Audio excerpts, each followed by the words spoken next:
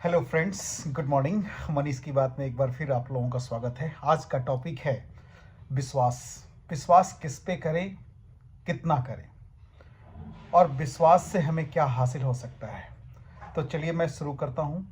जब जैसे ही विश्वास टर्म्स हमारे माइंड में आता है, सबसे पहले कौन सी आवाज़ आती है? तुमको मुझ पे विश्वास नहीं है क्या? आपको मुझ पे विश्वास नहीं है क्या? अगर ये क्वेश्चन आ ही गया, फिर विश्वास नाम की चीज़ ही नहीं है वहाँ पे। ये क्वेश्चन आने ही नहीं चाहिए। और विश्वास ऐसा हो जिसमें सामने वाले को ये सोचने की ज़रूरत ही नहीं हो कि हमको ये हमारे ऊपर ये विश्वास नहीं करता है। तो विश्वास इस लेवल का होना चाहिए। अब बात होती है कि विश्वास किस पे करें। तो विश्वास सिर्फ हम एक आदमी पे कर सकते हैं, पूर्णतः विश्वास। वैसे तो विश्वास सब पे करना चाहिए, लेकिन पूर्णतः विश्वास जो हमें करना है वो परम पिता परमेश्वर पे करना है, माधव पे करना है, केशव पे करना है, श्री कृष्ण पे करना है, सर्वशक्तिमान निराकार हमारे भगवान जगत के पालनहार, उन पे करना है। क्योंकि वही हैं जो मुझे इस भव सागर से, जो हम लोगों को इस भव सागर से निकालेंगे और वो कभी अपना हाथ छुड़ा कर नहीं जाएंगे। और विश्वास कितना उन पे करना है, जैसे अगर हम अपने बच्चे को खिलाते समय आकाश में जब उछालते हैं हम लोग, तो उस बच्चा हंसते रहता है, क्योंकि उसको विश्वास होता है कि हमारे फादर, हमारी मदर, हमारे जो रिलेटिव्स जो उसको खिला रहे हैं छोड़ेंगे नहीं, बच्चा गिरेगा नहीं। तो विश्वास उस बच्चे की तरह होना चाहिए। हम लोग उनकी संतान ही तो हैं। तो उस बच्चे की तरह प्रभु पे विश्वास क्यों नहीं कर सकते? आपने कभी बिल्ली को अपने बच्चे को मुंह में दबाकर जाते हुए देखा है क्या? उस बच्चे को कितना विश्वास रहता है कि उसकी माँ उसको मुंह में पकड़कर एक जगह से दूसरे जगह ले जाती है, और उस बच्चा को तनिक भी वो घबराता नहीं है, रोता नहीं है, और बिल्ली आराम से उस बच्चे को एक जगह से दूसरी जगह कर देती है। तो जब साधना हो, जब विश्वास हो, तो उस बिल्ली के बच्चे की तरह हो, वो निश्चल बच्चे की तरह हो जिसको हम आकाश में उछालते हैं। तो विश्वास हमें इस लेवल का करना है।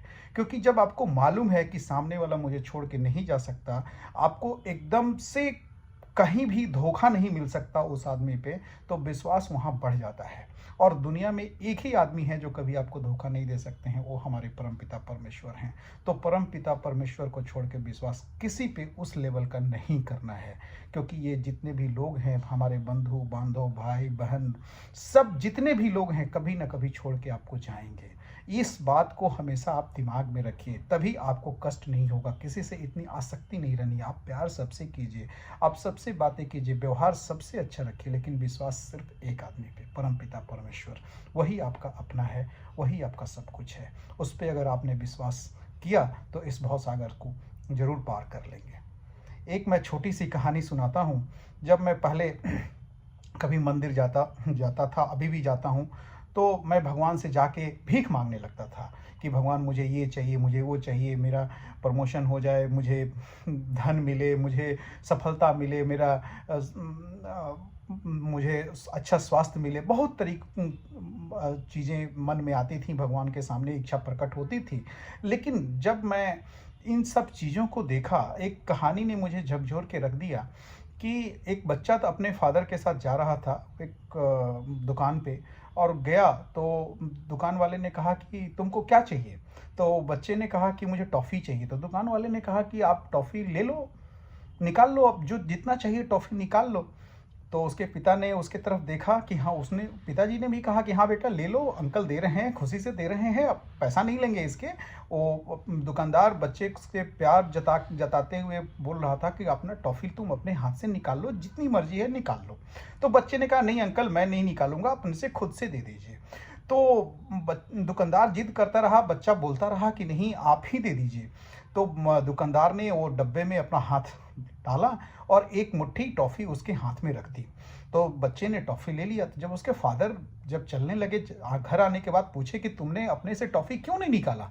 तो बच्चे ने कहा पापा, मैं टॉफ़ी निकालता तो 2 से 3 टॉफ़ी निकालता, मेरा हाथ तो बहुत छोटा है। और जब अंकल ने टॉफ़ी निकाल के दिया तो देखो कितना टॉफ़ी हमें मिल गया। तो मुझे उस कहानी ने बहुत अंदर से झकझोर दिया कि हम भगवान के पास क्या मांगते हैं। भगवान हमारे लिए तो वो तो पालनहार हैं।